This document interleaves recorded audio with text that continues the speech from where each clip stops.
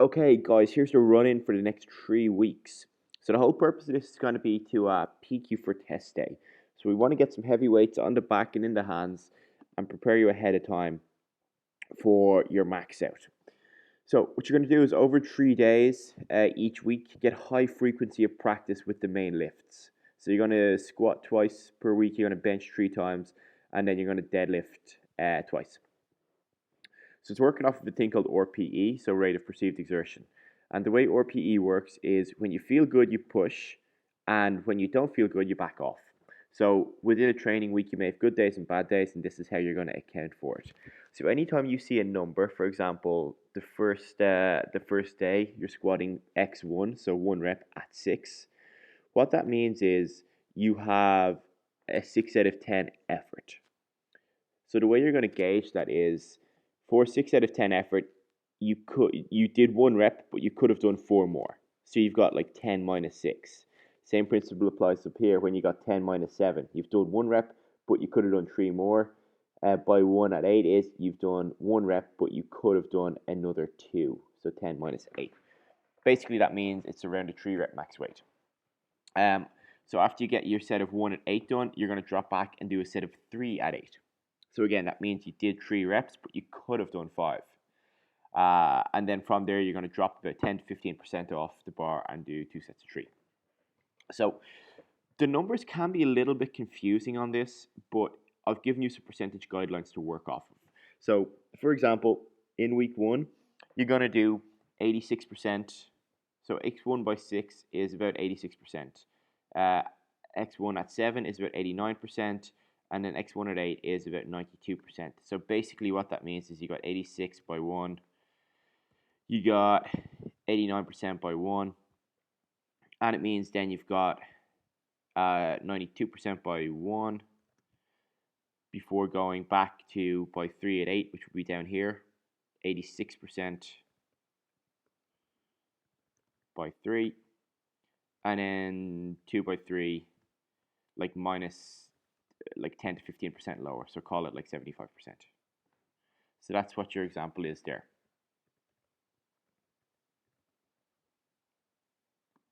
And that would be week 1 squats.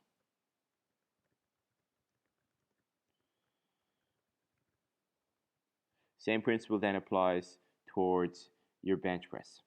So you got X1 at 8 is going to be following the chart, 92%.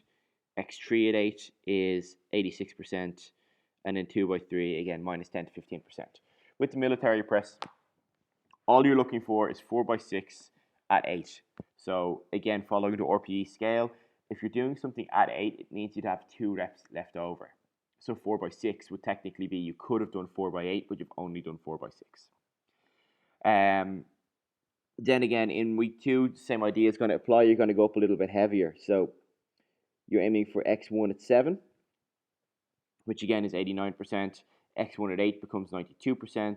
And then X1 at 9 is about 96% of your estimated 1 rep max. And we'll talk about how to get that in a second. X3 at 8, then a little drop back, becomes around 86% again. So you would have done that in week 1, but if you feel good, you might bump it up a kilo or 2 in week 2. But you only bump it up if you're confident you could get 5 reps out of it. Because remember, when you're doing something for 3 reps at an RPE of 8, that means you're doing 3 reps, but you've got 2 left over. So anytime you see this at number, so like call it, let's say, oh, your cells are white, sorry. Okay, so if you call it at 6, what you want to have is 10 minus 6, which will give you 4, and that means you could have done 4 more reps. If it's at 7, it would be obviously 3 more reps. At 8 is 2 more reps. At 9, you could do 1 more rep if you had to. And if you have an RPE at 10, obviously you're at the very limit, and that's basically a 1 rep max. So in week 1, you've got your squat by 1, you got a bench press, and then you got a military press. Day 2, deadlift, again using the same percentages as here, obviously basing it off of your deadlift 1 rep max. Bench press by 3 at 8, and by 3 at 9. So like, let's throw a practical example on this. Like, let's say, Anna, for you at the moment, if memory serves correct, you're hitting about 36 kilos for 3 reps on the bench press. So this is where this estimating max formula comes in. So for example, if you've done 36 kilos for 3, what you've got is 36 by 3 multiplied by 0.333 plus 36 gives an estimated 1 RM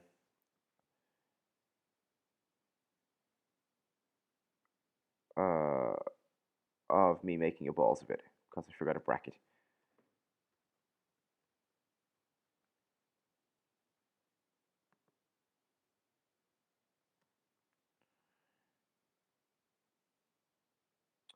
Okay, so I forgot a 0. Gives an estimated 1 RM of around 39 kilos. That means on day 2 here, you're doing a set of 3 at 8, which would be, by 3 at 8 is 86%, which is about 33.5 kilos. Then you're doing a set of 3 at 9, which is 89%, which is about 34.7 or 35 kilos. So you may actually end up pushing a little bit easier for the next couple of weeks than you have for the previous weeks, but that's totally okay. So that would be week 1. In week 2, you're using around the same 1 rep max, so you're using by 2 at 8 is 89%.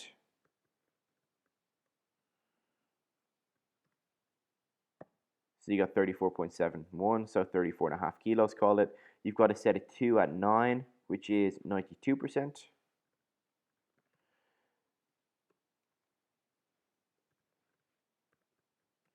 Which is about 35 or 36 kilos. And then you got a drop back set of by 3 at 8, which again is 86%.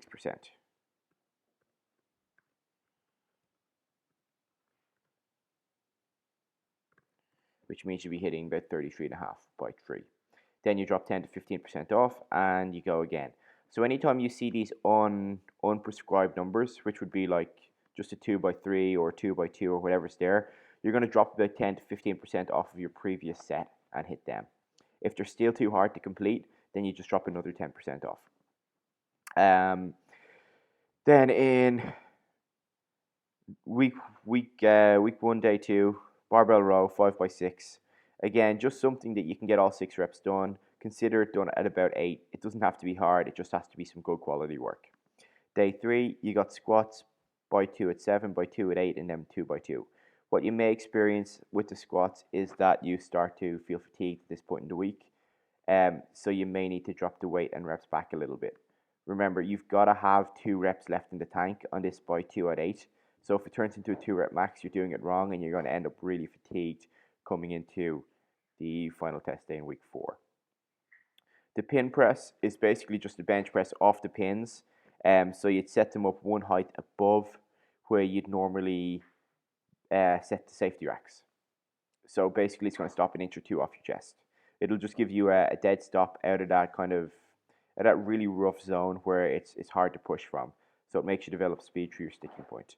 And then you've got a speed pull, a speed deadlift, 70% of your 1 rep max, 15 by 1, just going every 30 seconds, and that holds all the way across, trying to make each rep as explosive as possible. The weights will increase ever so slightly in week 2.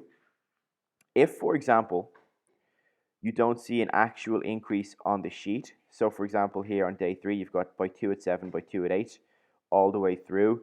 If you can add a couple of kilos per week, that would be amazing. If not, don't worry about it. Sticking with the same weight is totally cool. Week 3 is going to be a direct copy of week 1. So week 3 should probably be a tiny little bit heavier if you can manage it. And week 2 is going to be like your real heavy week. You've got a lot of lifts at 9 there. This may be a little bit confusing, but I'll run through it again with you today. And if you have any trouble, Luke will be able to help you out. These percentages here are going to be your key. They'll give you some ballpark figures to work off of, but you can move them up or down on a given day depending on how you feel. Okay, any questions, just hit me up and let me know.